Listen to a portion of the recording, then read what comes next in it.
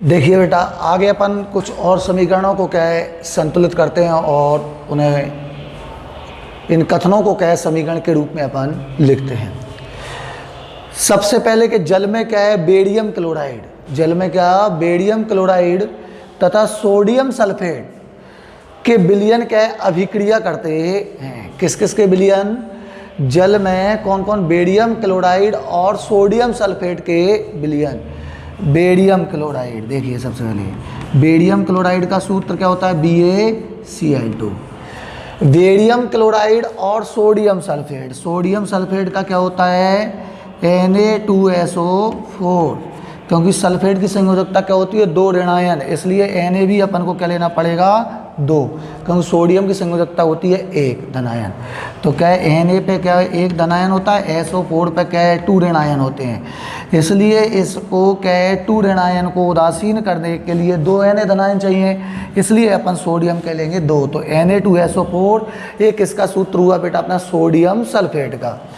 तो क्या है जल में बेरियम क्लोराइड और सोडियम सल्फेट के विलयन क्या करते हैं? अभिक्रिया करके क्या बनाते हैं? सोडियम क्लोराइड का विलयन।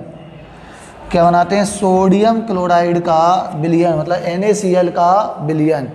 इसके साथ में क्या बनाते हैं वो? तथा आघुलनशील क्या है? बेरियम सल्फेट, बेरियम सल्फेट का क्या होगा बेटा? BaSO4।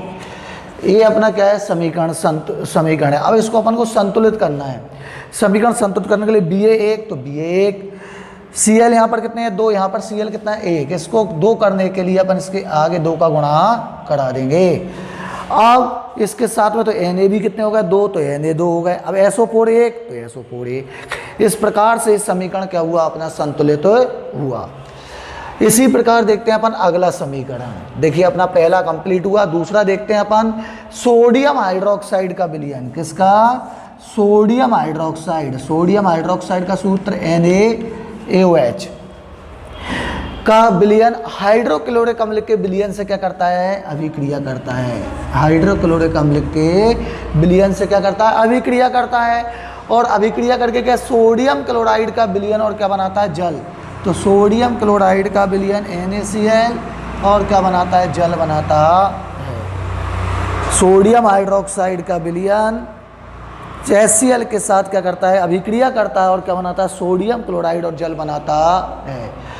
इसको अपन देखिए सभी ये कौन सी अभिक्रिया हुई है? अपनी उदासीनीकरण अभिक्रिया भी हुई। कैसे उदासीनीकरण अभिक्रिया है? क्योंकि इसमें अम्ल और क्षार दोनों आपस में क्या करते हैं? क्रिया कर रहे हैं, और क्रिया करके क्या बना रहे हैं? लवण और जल का क्या कर रहे हैं? निर्माण कर रहे हैं। तो यहाँ से आपको एक अभिक्रिया और मिली। कोई आपसे पूछे कि उदासीनीकरण अभिक्रिया किसे कहते हैं? तो वह अभिक्रिया जिसमें अम्ल और क्षार क्या करते हैं? आपस में क्रिया करते हैं, और क्रिया करके क्या बनाते हैं? लवण और क्या बनाते हैं? जल बनाते हैं। तब ऐसी अभिक्रिया को हम क्या कहते हैं? उदासीनीकरण अभिक्रिया कहते हैं। क्लियर है? ये क्वेश्चन भी आता है कि उदासीनीकरण अभिक्रिया किसे कहते हैं? तो उदाहरण दीजिए। तो वे अभिक्रियाएं जिनमें अम्ल और क्या क्षार, HCl हाइड्रोक्लोरिक अम्ल और जो क्या क्षार NaOH आपस में क्या करते हैं? क्रिया करते हैं और क्या बनाते हैं? लवण, जो कहेगा सोडियम क्लोराइड NaCl नमक का, और क्या लवण और क्या बनाते हैं? जल बनाते हैं। तब ऐसी अभिक्रिया को हम क्या कहते हैं? उदासीनीकरण अभिक्रिया कहते हैं। समीकरण बैलेंस देखते हैं। Na1 Cl1 Cl1, H यहाँ पर 1 है, वहाँ पर H क्या है? 2 है। तो बैलेंस करने के लिए अपन यहाँ पे 2 लगा दो। देखिए जब यहाँ पे 2 लगाओगे आप बेटा, तो Na इधर क्या हो गए? 2, तो इधर भी Na 2 करना पड़ेंगे। अब अपना क्लोरीन क्या कितना हो गया बेटा? यहाँ पर 2, तो क्लोरीन के आगे भी क्या लगाना पड़ेगा? 2। अब हाइड्रोजन अपने यहाँ पे कितने हो गए बेटा? 2, और इसके आगे भी 2 लगाया, तो 2 और 2 4। इधर हाइड्रोजन कितने हैं? 2, 4 करने के लिए 2। ऑक्सीजन देखो के आगे कितना लगा? 2, तो 2। इधर भी ऑक्सीजन देखो आप 2, तो दे 2, बैलेंस हो गई है। इसी प्रकार अपनी तीसरी देखते हैं। अपन लिखा है कॉपर सल्फेट पोटेशियम आयोडाइड से। कौन? Copper sulphate. कॉपर सल्फेट का CuSO4 पोटेशियम आयोडाइड से, पोटेशियम आयोडाइड से। कॉपर सल्फेट पोटेशियम आयोडाइड से क्या करता है? अभिक्रिया करता है, और क्यूप्रस आयोडाइड का क्या देता है? अवक्षेप देता है। देखिए बेटा कॉपर क्या है? डी ब्लॉक का तत्व है, और डी ब्लॉक के तत्व क्या करते हैं? परिवर्ती संयोजकता प्रदर्शित करते हैं। तो कॉपर क्या है? अपनी +1 भी करता है, और कॉपर क्या करता है? +2 भी करता है। जब कॉपर क्या है? +1 ऑक्सीजन अवस्था प्रदर्शित करता है, तब इसको अपन क्यूप्रेस बोलते हैं, और जो अपन इसको क्या बोलते हैं, क्यूप्रिक कहते हैं।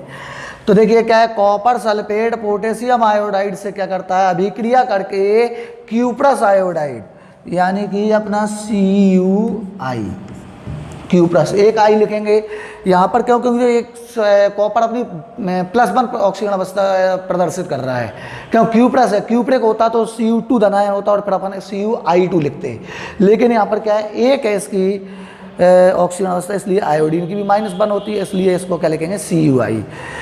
प्लस क्या बनाता है, देखिए वो कह रहा है पोटेशियम सल्फेट बनाने के साथ क्या, क्यूप्रस आयोडाइड का अवक्षेप देता है, क्यूप्रस आयोडाइड का अवक्षेप देता है, और पोटेशियम सल्फेट बनाने के साथ, मतलब पोटेशियम सल्फेट K2SO4 बनाने के साथ क्या निकालता है, वो आयोडीन गैस निकालता है। तो ये आयोडीन गैस भी क्या करता है, निकालता है। बैलेंस करने के लिए पोटेशियम कितने हैं,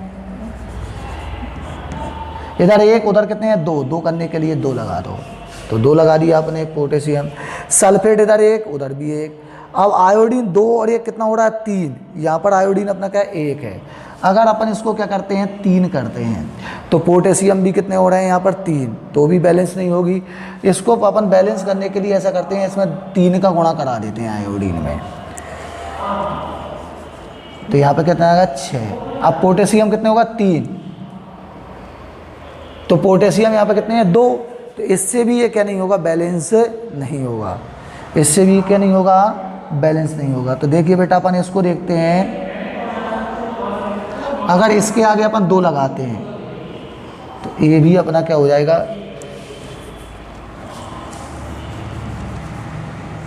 पोटेशियम भी अपना कितना होगा 2, पोटेशियम, आयोडीन कितना होगा 2, आयोडीन 2, लेकिन आयोडीन यहाँ पे कितना हो रहे हैं 2 और 2 4, अब 4 हो रहे हैं, तो इसको 4 करने के लिए अपन को फिर क्या करना पड़ेगा, यहाँ पर क्या लगाएंगे 4, क्या लगाएंगे 4, तो यहाँ पर पोटेशियम कितने होगा 4, अब पोटेशियम यहाँ पे 4 करने के लिए 2 का गुणा करा, 2 दूनी 4। अब सल्फेट उधर कितने होगा 2, क्योंकि SO4 के आगे कितना लगा है 2, तो इसको आगे अपन भी क्या लगा दो 2, इससे सल्फर भी क्या है 2 हो गए, और सल्फर उधर भी 2 हो गए, ऑक्सीजन 4 दूनी 8, तो 4 दूनी 8। आयोडीन कितने हैं अपने इधर 4, तो आई के आगे 2 लगा है 2 और 2 कितने होगा 4। कॉपर अपने इधर कितने हैं 2, तो कॉपर अपने कितने होगा 2। पोटेशियम अपने कितने होगा 4, तो पोटेशियम अपने 2 दूनी 4। इस प्रकार इस समीकरण क्या हुआ आपका, संतुलित हुआ, बैलेंस हुआ। अगला कह रहा है सोडियम कार्बोनेट समान मोलर सांद्रता के हाइड्रोक्लोरिक अम्ल से क्या करता है, अभिक्रिया करके। कौन, सोडियम कार्बोनेट। सोडियम कार्बोनेट का सूत्र क्या होता है बेटा, Na2CO3। सोडियम कार्बोनेट समान मोलर सांद्रता के हाइड्रोक्लोरिक अम्ल से HCl से अभिक्रिया करके क्या बनाता है, सोडियम क्लोराइड। जी अपना क्या बनाता है, सोडियम क्लोराइड, और सोडियम हाइड्रोजन कार्बोनेट देता है, और क्या देता है, sodium hydrogen carbonate. Sodium bicarbonate भी, या इसको खाने का सोडा भी अपन कहते हैं। अब इसको देखते हैं समीकरण, यहाँ पे Na2, Na1 और 1 2, hydrogen 1 hydrogen 1, carbon 1 carbon 1, oxygen 3 oxygen 3, Na2 यहाँ पर Na1 है, तो अपन इसमें क्या लगाएंगे 2। अब Cl इधर, Cl कितने यहाँ पे 1, इधर कितने हैं 2, तो इसके आगे अपन क्या लगाएंगे 2।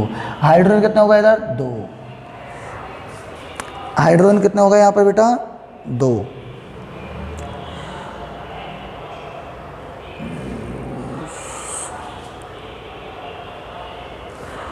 Na2CO3 सोडियम बाइकार्बोनेट की क्रिया अपन ने NaCl के साथ कराई, ठीक है। यहाँ पर देखिए बेटा, अपन देखते हैं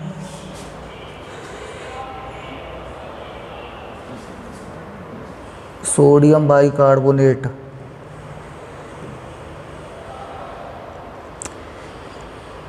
क्लोरीन, क्लोरीन इधर कितने होगा 2, क्लोरीन यहाँ पर भी कितने होगा 2, सोडियम कितने होगा 2, तो सोडियम 2, कार्बन 1 कार्बन 1, ऑक्सीजन वहाँ कितने हो रहा है 3, यहाँ पर ऑक्सीजन कितने हो रहा है 3।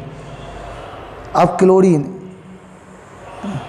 ये हट जाएगा, ये भी हट जाएगा, क्यों? क्योंकि क्लोरीन यहाँ पर कितना है 1, तो यहाँ पर भी क्लोरीन क्या होगा 1 होगा। इस प्रकार से समीकरण क्या हो जाएगी, संतुलित हो जाएगी, क्योंकि Na2 है तो एक Na और एक Na2A है।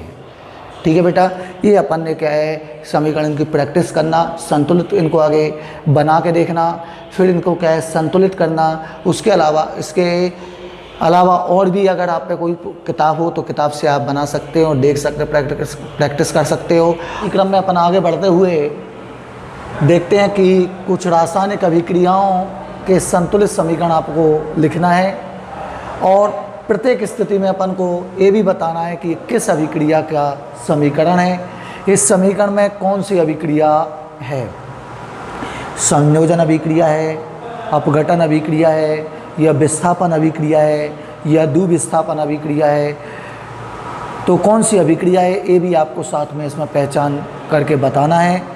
देखिए अपन इनको सीखते हैं, बनाते हैं और याद रखेंगे। देखिए सबसे पहला पॉइंट है अपना कि नाइट्रोजन गैस हाइड्रोजन गैस के साथ उत्प्रेरक की उपस्थिति में 773 केल्विन ताप पर अभिक्रिया करती है और अभिक्रिया करके क्या बनाती है, अमोनिया गैस बनाती है। देखिए सबसे पहले बेटा कौन, नाइट्रोजन N2, किससे, हाइड्रोजन से। आगे मैं आपको सीधी समीकरण लिखना बनाना सिखाऊंगा, फिर मैं इसकी आपको भौतिक अवस्था के साथ में भी बताऊंगा। जैसे नाइट्रोजन है तो गैस होता है, इस नाइट्रोजन को अपन मैंने बताया था इसकी भौतिक अवस्था को कोष्टक में G से क्या प्रदर्शित करते हैं। हाइड्रोजन ये भी क्या है, गैस है, इसकी भौतिक अवस्था G, और इसको भी अपन कोष्टक में G से प्रदर्शित करेंगे। ये दोनों मिलकर क्या बनाती हैं, अमोनिया गैस का क्या करती हैं, निर्माण करती हैं, और इसकी भी भौतिक अवस्था क्या है, G, गैस में है ये भी। ये अपन लिखते हैं समीकरण बैलेंस करने के लिए नाइट्रोजन 2, यहाँ पर नाइट्रोजन 1, इन दोनों तरफ बैलेंस करने के लिए इसमें 2 का अपन गुणा करा देंगे। इस प्रकार से हाइड्रोजन कितना होगा, 2 3 6, इधर हाइड्रोजन 2 6 करने के लिए आप इसमें 3 का क्या करा दोगे, गुणा करा दोगे। इस प्रकार से समीकरण तो क्या हो गई, संतुलित हो गई। लेकिन साथ में अपन को क्या बताना है, अभिक्रिया का प्रकार भी बताना है कि ये किस प्रकार की अभिक्रिया है। ये वियोजन अभिक्रिया है, संयोजन अभिक्रिया है, या विस्थापन अभिक्रिया है, द्विविस्थापन अभिक्रिया, किस प्रकार की अभिक्रिया है ये भी आपको साथ में बताना है। तो आपको मैंने सभी बताई है, वियोजन अभिक्रिया पढ़ाई है, संयोजन पढ़ाई है, अपघटन अभिक्रिया या वियोजन अभिक्रिया बताई है, द्विविस्थापन अभिक्रिया, विस्थापन अभिक्रिया, ऊष्मा शोषी, ऊष्मा छेपी, उदासीनीकरण अभिक्रिया, ये सब मैंने बताई है। तो आपको पहचान करना है कि ये किस प्रकार की अभिक्रिया है।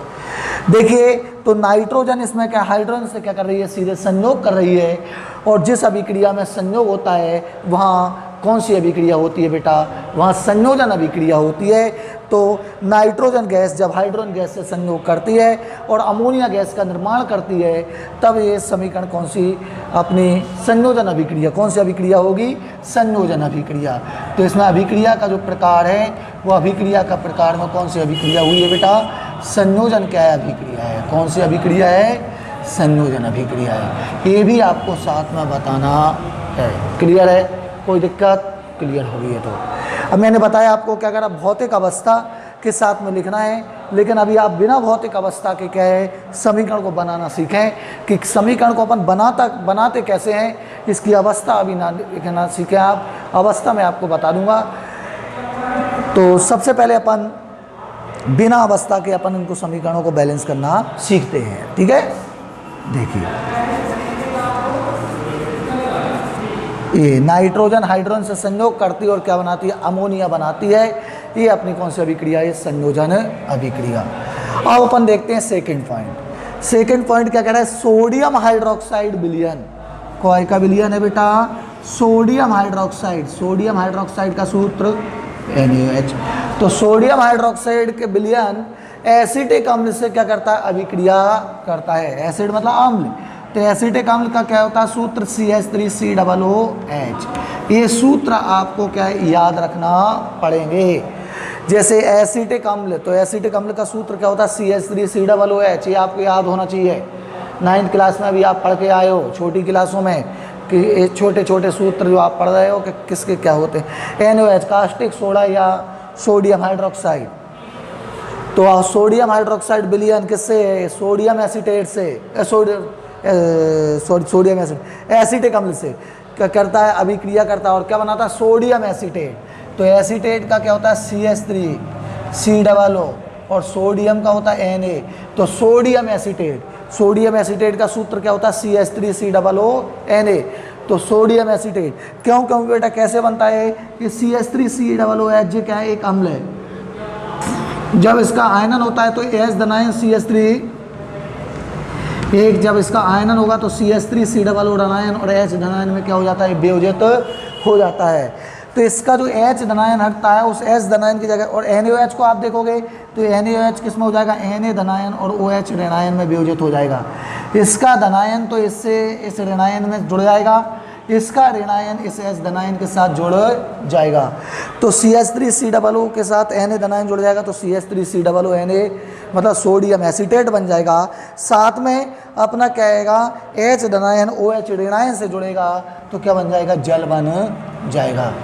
क्लियर है बेटा?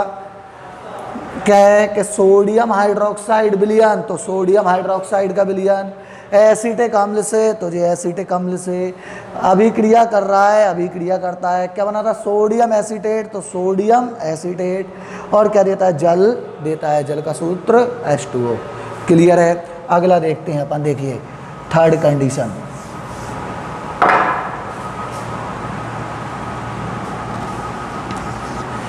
थर्ड कंडीशन वो कह रहा है एथेनॉल को एथेनॉइक अम्ल के साथ। एथेनॉल आप जब जानते हो एथेनॉल या एथिल अल्कोहल, क्योंकि एथेनॉल का जो IUPAC नाम है वो एथेनॉल होता है। एथिल अल्कोहल का जो IUPAC नाम है वो क्या है? Ethanol alcohol. अल्कोहल में ऑल आता है पीछे, हम बताएंगे आपको आगे क्या होता है। तो एथेनॉल को एथिल अल्कोहल का IUPAC नाम क्या है? एथेनॉल। तो एथेनॉल का सूत्र क्या है? C2H5OH। एथिल अल्कोहल का सूत्र अपना क्या है बेटा? C2H5OH। एथेनॉल को काय के साथ? एथेनॉइक अम्ल के साथ। एथेनॉइक अम्ल का क्या होता है बेटा? देखिए CH3COOH। ठीक है? एथेनॉइक अम्ल का होता है CH3COOH। एसिटिक अम्ल का IUPAC नाम क्या होता है? एथेनॉइक अम्ल। ठीक है? एथेनॉइक अम्ल। एथेनॉइक अम्ल के साथ अभिक्रिया करता है। देखिए फर्स्ट कंडीशन में बेटा, सॉरी अपन इसमें क्या है? नाइट्रोजन गैस हाइड्रोजन गैस के साथ उत्प्रेरक की उपस्थिति में। इसको और देखो आगे, इसको देख लो आगे, फिर अब चौथी देखेगा। उत्प्रेरक की उपस्थिति में कितने ताप पड़ता है? 773 केल्विन ताप पर। ये वर्ड छूट गया था, ध्यान से थोड़ा। अब देखते हैं, सॉरी इसको देखते हैं अपन तीसरी रिएक्शन को। तो एथेनॉल को क्या है? एथेनॉइक अम्ल के साथ। एथेनॉल ये है अपना C2H5OH, इसको क्या है? एथेनॉइक अम्ल के साथ। एथेनॉइक अम्ल क्या है? CH3COOH के साथ सांद्र H2SO4 की उपस्थिति में अपन इसको क्या है? H2SO4 की उपस्थिति में या अम्ल की उपस्थिति लिख सकते हो आप। तो अम्ल की उपस्थिति को आप क्या लिख सकते हो? यहाँ पे H धनायन से भी इसको प्रदर्शित कर सकते हैं अपन अम्ल को। ठीक है? ऐसे H धनायन से भी अपन इसको क्या है? प्रदर्शित कर सकते हैं। की उपस्थिति में गर्म किया जाता है तो क्या बनता है? एथिल एसीटेट बनता है। एथिल एसीटेट का सूत्र अपना क्या होता है बेटा? C2H5COOH। एथिल एसीटेट, देखिए एथिल अल्कोहल की क्रिया अपन एसिटिक अम्ल के साथ, तो जी अपना क्या बन जाएगा? एथिल एसीटेट हो जाएगा अपना CH3COO C2H5। देखिए प्लस क्या बन जाएगा अपना? एक H और एक OH, ये अपना बच रहा है। तो ये C2H5 और COOH, जो COOH से यहाँ से एक H हटेगा, ये H इस OH के साथ जुड़ जाएगा। ये वाला H किसके? OH के साथ जुड़ जाएगा और क्या बना देगा? जी H2O बना देगा। साथ में क्या बचा? CH3COO, क्या है? CH3COO जी H धनायन यहाँ से हटेगा, इस H धनायन की जगह क्या आ जाएगा बेटा? अपना C2H5 आ जाएगा। तो यहाँ पे क्या आ जाएगा? C2H5। तो ये बन गया एथिल C2H5 क्या है, एथिल, और ये क्या है, एसीटेट। तो ये बन गया अपना एथिल एसीटेट, ठीक है। और ये अपना क्या है, जल। देखिए अब अपनी यहाँ पर जो सेकेंड वाली जो समीकरण तो अपनी संतुलित हो गई थी, लेकिन एक कौन सी अभिक्रिया थी ये भी अपन को साथ में बताना है, क्योंकि अपन ने लिखा है कि प्रत्येक स्थिति में अभिक्रिया का क्या बताना है अपन को, प्रकार। जैसे फर्स्ट अभिक्रिया मैंने बताया, तो कौन सी अभिक्रिया थी, संयोजन अभिक्रिया थी। अब ये सेकंड वाली जो अभिक्रिया है वो कौन सी अभिक्रिया है, तो अपन क्या है, इसमें एक अम्ल है, एक जी अम्ल है, और जो क्या है, क्षार है। तो अम्ल और क्षार की अभिक्रिया से जो क्या है, अम्ल और क्षार के बीच अभिक्रिया से क्या बनता है, जो लवण और जो जल बनता है वो क्या अभिक्रिया कहलाती है, अपनी उदासीनीकरण अभिक्रिया कहलाती है। कौन सी अभिक्रिया कहलाती है, अपनी उदासीनीकरण क्या कहलाती है, अभिक्रिया कहलाती है। इसके अलावा इसमें अपन देखते हैं तो इसमें क्या है, ये द्विविस्थापन अभिक्रिया भी है, क्योंकि द्विविस्थापन अभिक्रिया में क्या होता है कि आयनों का क्या होता है, आदान प्रदान होता है। तो इसमें देखिए आयन भी है कि धनायन और ऋणायन है दोनों में, तो ये आयन मतलब द्विविस्थापन अभिक्रिया भी है। तो इसमें कोई आपसे अगर अभिक्रिया का प्रकार पूछे तो आप इसमें लिखोगे कि द्विविस्थापन अभिक्रिया। और इसके अलावा इसमें एक और कौन सी बताई मैंने आपकी, क्या है, उदासीनीकरण अभिक्रिया। कौन सी अभिक्रिया, उदासीनीकरण अभिक्रिया। उदासीनीकरण अभिक्रिया कैसे है ये, क्योंकि बेटा इसमें एक अम्ल है और दूसरा क्या है, क्षार है। जब अम्ल और क्षार के बीच अभिक्रिया होती है तो उनके बीच उनकी क्रिया से क्या बनता है, लवण और क्या बनता है, जल बनता है। तब इस अभिक्रिया को हम उदासीनीकरण अभिक्रिया कहते हैं। देखिए तीसरी मैंने बताया कि एथेनॉल, जो आपने लिखा है कि एथेनॉइक अम्ल से क्या करता है, अम्ल की उपस्थिति में क्रिया करता है और क्या बनाता है, एस्टर बनाता है। जो आपका CH3COO का है, एथिल एसीटेट जो क्या है, एक एस्टर है और जल बनाता है। तो जब एस्टर बन रहा है तो जो कौन सी अभिक्रिया कहलाएगी, एस्टरीकरण अभिक्रिया कहलाएगी। कौन सी अभिक्रिया कहलाएगी, ये एस्टरीकरण क्या कहलाएगी, अभिक्रिया कहलाएगी। इसके अलावा ये इसमें देखिए, इसमें भी क्या हो रहा है, आयनों का क्या हो जाएगा, आदान प्रदान हो जाएगा, क्योंकि C2H5 वो धनायन और OH ऋणायन, CH3COO ऋणायन, H धनायन। तो ये द्विविस्थापन अभिक्रिया भी होगी। तो ये भी कौन सी होगी, अपनी द्विविस्थापन अभिक्रिया। कौन सी अभिक्रिया होगी, द्विविस्थापन अभिक्रिया। अभिक्रिया का कोई प्रकार पूछे। इसी प्रकार कौन सी होगी, एस्टरीकरण। कौन सी, एस्टरीकरण अभिक्रिया भी होगी, क्योंकि इसमें जो क्या हो रहा है, एस्टर का क्या हो रहा है, निर्माण हो रहा है। चौथी देखिए आप, चौथी अपनी एथीन को ऑक्सीजन की उपस्थिति में क्या जलाया जाता है। एथीन बेटा आप सभी जानते हो, अपने एथीन का सूत्र क्या होता है, C2H4। एथीन को क्या है, अपन क्या कह रहे हैं, एथीन को ऑक्सीजन की उपस्थिति में, ऑक्सीजन का क्या होता है अपना बेटा O2। तो एथीन को ऑक्सीजन की उपस्थिति में जलाया जाता है तो क्या बनती है, कार्बन डाइऑक्साइड CO2, साथ में क्या बनता है, जल बनता है। तो एथीन को ऑक्सीजन की उपस्थिति में जलाया जाता है तो क्या बनता है, एथीन को ऑक्सीजन की उपस्थिति में जलाया जाता है तो कार्बन डाइऑक्साइड और क्या बनता है, जल बनता है। तथा ऊष्मा और प्रकाश भी क्या होता है, उत्पन्न होता है। तो ये एथीन है, ऑक्सीजन के साथ क्रिया कर रही है, कार्बन डाइऑक्साइड और जल बनाती है, साथ में क्या है, प्रकाश और ऊष्मा भी क्या होती है, उत्पन्न होती है। प्रकाश और इसमें क्या होती है, ऊष्मा भी उत्पन्न होती है। देखिए बैलेंस नहीं है, इसको बैलेंस करने का ऑक्सीजन यहाँ पे कितने, 3, तो यहाँ पे बेटा 3 दूनी 6। कार्बन कितने हैं, 2, तो इसमें कार्बन के आगे लगाओगे आप 2, तो 2 दूनी 4। वो कितने हो रहे हैं यहाँ पे, ऑक्सीजन कितने हैं, 6, 3 दूनी 6, तो 6 करने के लिए 2 दूनी 4, इसके आगे लगा तो 2, तो ये 6। हाइड्रोजन कितना तो होगा, 2 दूनी 4, तो हाइड्रोजन कितना होगा, 4। इस प्रकार इस समीकरण क्या हुए, अपने संतुलित हुए।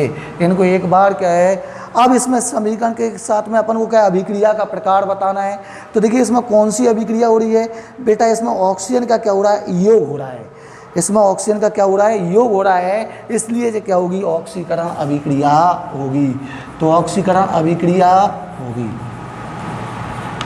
इसके अलावा इसमें क्या हो रहा है, दहन हो रहा है। इसमें क्या हो रहा है, अपना दहन हो रहा है, और दहन होने के बाद क्या है, ऊष्मा और क्या है, प्रकाश उत्पन्न हो रहे हैं, इसलिए अपन इसको दहन अभिक्रिया भी कह सकते हैं। ये अपन ने आज क्या है, ये 4 समीकरण पढ़े। आगे के समीकरण इसी प्रकार से अपन और भी बनाएंगे, और कैसे अपन संतुलित करेंगे उनको, साथ में अभिक्रिया का प्रकार ही बताएंगे। देखते हैं अपन और प्रैक्टिस करते हैं आगे के लिए, और भी अपन समीकरण लिखते हैं और बनाते हैं। इनको देखिए आप।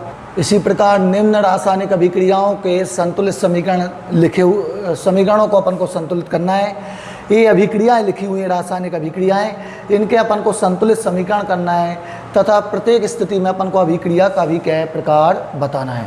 अभी 4 अपन ने इससे पहले कही, अब 3-4 अपन और देखते हैं। सबसे पहले देखते हैं अपन थर्मेट अभिक्रिया में आयरन आयरन क्या डी ब्लॉक का तत्व है, परिवर्ती संयोजकता दर्शाता है, +2 भी प्रदर्शित करता है, +3 भी, मतलब क्यूप्रस और क्यूप्रेक। तो थर्ड है तो आपकी क्यूप्रेक होगा। तो क्या है, सॉरी क्यूप्रेस और क्यूप्रेक तो कॉपर का होता है, सॉरी मतलब आयरन, लोहा जो आयरन होता है,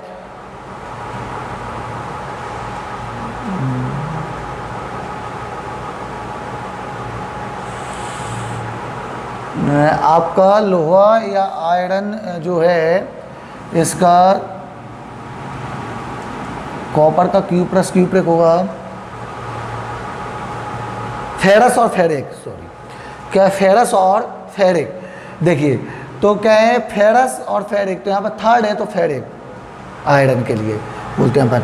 तो थर्मेट अभिक्रिया में आयरन ऑक्साइड एल्यूमिनियम से क्या करता है, अभिक्रिया करके पिघला हुआ आयरन और एल्यूमिनियम ऑक्साइड देता है। आयरन ऑक्साइड एल्यूमिनियम किस अभिक्रिया, थर्मेट अभिक्रिया में आयरन ऑक्साइड एल्यूमिनियम से क्या करता है, अभिक्रिया करता है। देखिए कौन,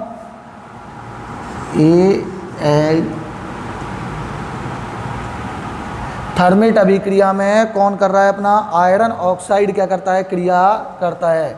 मतलब आयरन ऑक्साइड का क्या हो जाएगा अपना Fe2O3। आयरन ऑक्साइड देखिए बेटा किससे क्रिया करता है, एल्यूमिनियम से।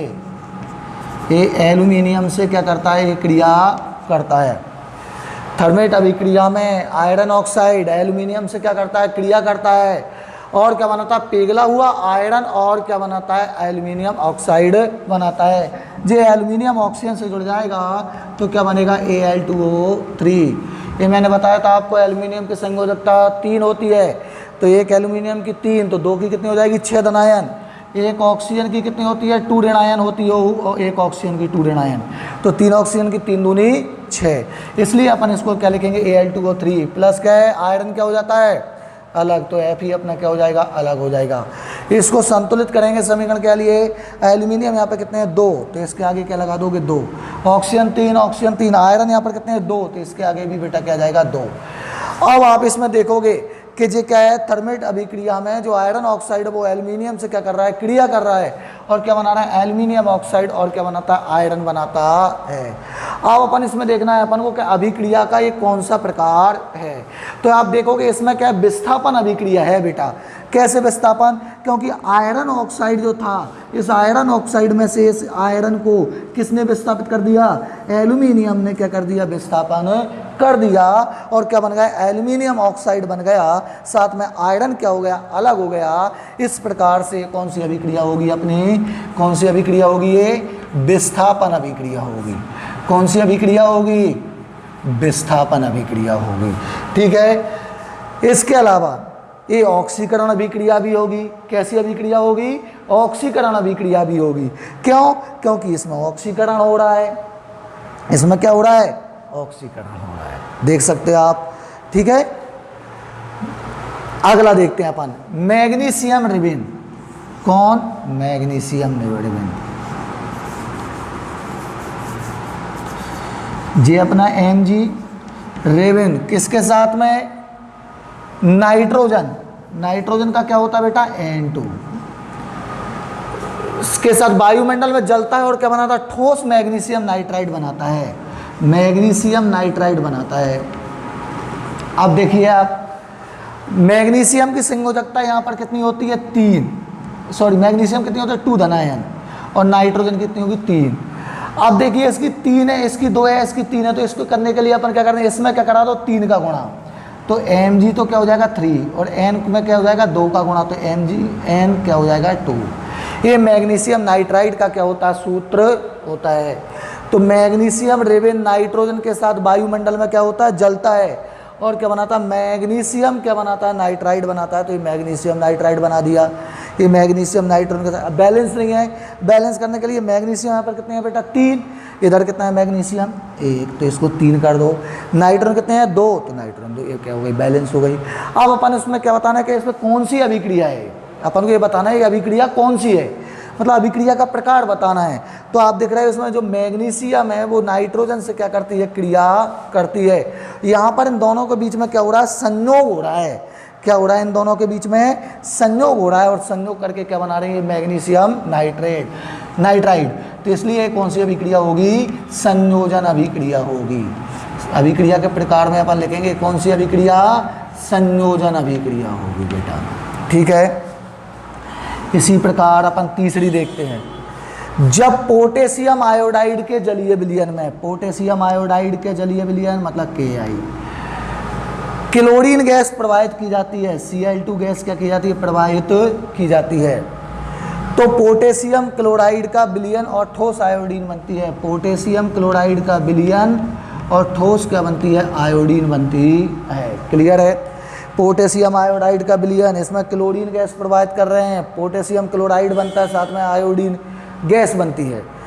देखते हैं K1 Cl यहाँ पर कितने, 2 हैं बेटा, यहाँ पर Cl कितना है 1, इसके आगे लगा दो 2, तो पोटेशियम भी कितने हो गए 2, तो इसके आगे भी क्या लगा दो 2। अब आयोडीन के आगे क्या हो गया 2, तो आयोडीन भी 2, ये भी क्या हो गई, बैलेंस हो गई। लेकिन ये कौन सी अभिक्रिया है, ये आप देखिए इसमें अभिक्रिया का प्रकार, तो पोटेशियम आयोडाइड क्लोरीन से क्या करता है, क्रिया करता है। तो क्लोरीन ने यहाँ से क्या कर दिया, आयोडीन को क्या कर दिया, विस्थापित कर दिया, किसने, क्लोरीन ने। तो इसलिए ये क्या हो जाएगी, विस्थापन क्या हो जाएगी, अभिक्रिया हो जाएगी। कौन सी अभिक्रिया हो जाएगी बेटा, ये विस्थापन अभिक्रिया, विस्थापन अभिक्रिया, ठीक है। क्लियर है, कोई दिक्कत। अगली देखते हैं अब अपन। एथेनॉल को क्या है, हवा में जलाने पर, किसको, एथेनॉल को। एथेनॉल का सूत्र अपना क्या होता है, C2H5OH। एथेनॉल को अपन काय में जलाते हैं बेटा, हवा में या वायु में क्या करते हैं, जलाते हैं। देखिए एथेनॉल को क्या है, जब हवा में जलाते हैं एथेनॉल, इसको अपन काय में हवा में जला रहे हैं तो कार्बन डाइऑक्साइड और जल बनता है। जो कार्बन डाइऑक्साइड और क्या बनता है, जल बनता है। कार्बन डाइऑक्साइड का CO2, जल का क्या है, H2O बनता है। साथ में क्या होती है, ऊष्मा क्या होती है, मुक्त होती है।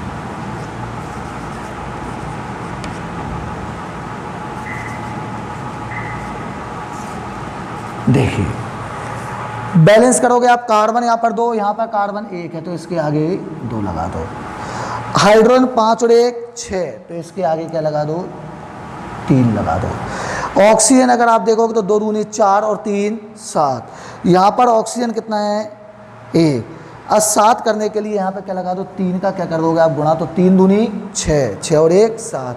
इस प्रकार से क्या है, अभिक्रिया क्या हुई, संतुलित हुई। अब इसमें क्या कौन सी अभिक्रिया है, अपन को ये भी बताना है इसमें कि अभिक्रिया का एक प्रकार कौन सा है। तो आप देख सकते हो बेटा इसमें क्या हो रहा है, ऑक्सीकरण हो रहा है, क्योंकि ऑक्सीजन का यहाँ पे क्या हो रहा है, योग हो रहा है। तो एथिल अल्कोहल की क्रिया अपन ऑक्सीजन के साथ या वायु के साथ करा रहे हैं। तो एथिल अल्कोहल का ऑक्सीजन के साथ योग हो रहा है, और जब किसी भी क्या ऑक्सीजन का जहाँ पर योग होता है वहाँ ऑक्सीकरण अभिक्रिया होती है। तो ये कौन सी अपनी अभिक्रिया होगी, उपापचयन अभिक्रिया या ऑक्सीकरण अभिक्रिया होगी। इसके अलावा इसमें एक और कहते हैं तो ज्वलन अभिक्रिया भी इसको कह सकते हैं। इसमें क्योंकि ज्वलन अभिक्रिया, क्योंकि इसमें ऊष्मा क्या हो रही है, उत्पन्न हो रही है, तो अपन इसको क्या ज्वलन अभिक्रिया भी कहते हैं। अब आज के लिए इतना ही काफ़ी है, इनको आप प्रैक्टिस करें, ठीक है, घर पे बना के देखें, करके देखें, आपको बिल्कुल आ जाएगा। समस्या अगर कोई हो तो आप पूछ सकते हैं। आज के लिए इतना ही काफ़ी है, धन्यवाद।